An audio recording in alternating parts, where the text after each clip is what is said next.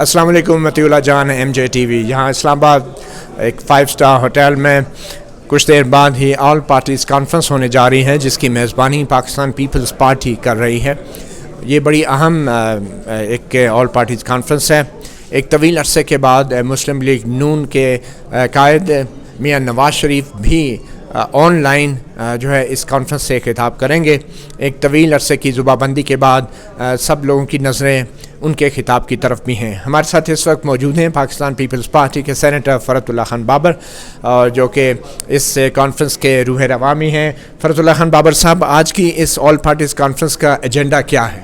देखिए, एजेंडा ये रखा गया है कि जो मौजूदा हुकूमत की 2 साल की कारकर्दगी है उसका जायज़ा लिया जाए और ये देखा जाए कि इस 2 साल में पाकिस्तान की स्टेट और सोसाइटी को जो इन्हितात आया है, अब हम आगे मिलकर तमाम सियासी जमातें इसका रास्ता रोकने के लिए क्या करें। ज़ाहिर है कि इसमें तमाम सियासी जमातों की अपनी अपनी राय होगी।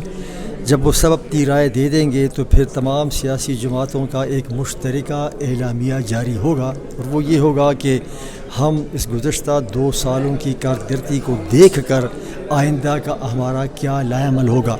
वो लाएमल क्या होगा, मैं इस वक्त सरे दस उस पर बात इसलिए नहीं कर सकता कि वो मुख्तलिफ़ पार्टी के सरबराहान की मशवरे से होगा।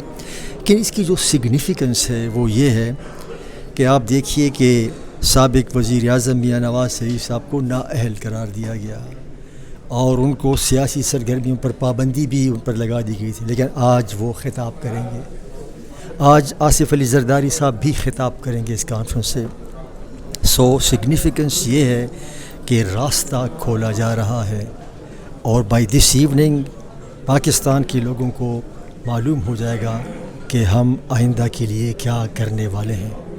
मगर बाबर साहब, ये भी कहा जा रहा है कि आपकी जमातों के फ़ौज की इस्टेब्लिशमेंट से भी बराह रास्त राब्ते हैं, बल्कि जो पार्लियामेंट में फैटफ का कानून पास किया गया और या फिर इल्ज़ाम है कि अपोजिशन ने करवाया अपने कुछ अरकान जो है उन्हें गैर हाज़िर करके। तो इस तमाम सूरत हाल में आवाम को आप कैसे बावर कराएंगे कि अपोजिशन संजीदा है उनको मौजूदा मुश्किलात से निकालने में? मैं समझता हूँ कि आपने बड़े सही नुक्ते की निशानदही की है। न सिर्फ ये कि FATF का जब कानून पास हो रहा था तो इतने सारे जो मेंबरान पार्लिमान थे क्यों गैर हाज़िर हुए, जबकि ख़ुद अपोजिशन ने इस बिल को, इन बिल्स को ख़िलाफ़ जमहूरियत करार दिया गया था। और इससे पहले आपने देखा कि सेनेट के चेयरमैन के ख़िलाफ़ अदम एतमाद तहरीक में 64 सेनेटर्स खड़े होकर बरमला कहते हैं कि हम इस चेयरमैन को नहीं मानते, लेकिन जब उसी वक्त चंद मिनट बाद खुफिया बैलेटिंग होती है तो सिर्फ 14 लोग जो हैं वो मुनहरिफ हो जाते हैं।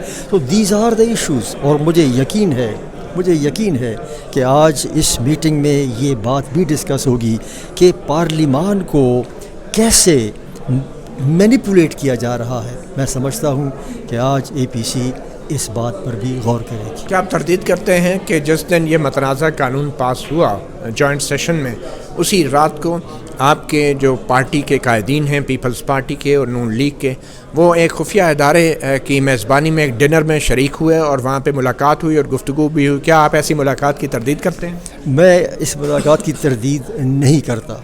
मैं उस मुलाकात में नहीं था, लेकिन मुझे उस मुलाकात के बारे में इल्म नहीं है, इसलिए मैं तरदीद नहीं कर सकता उसकी।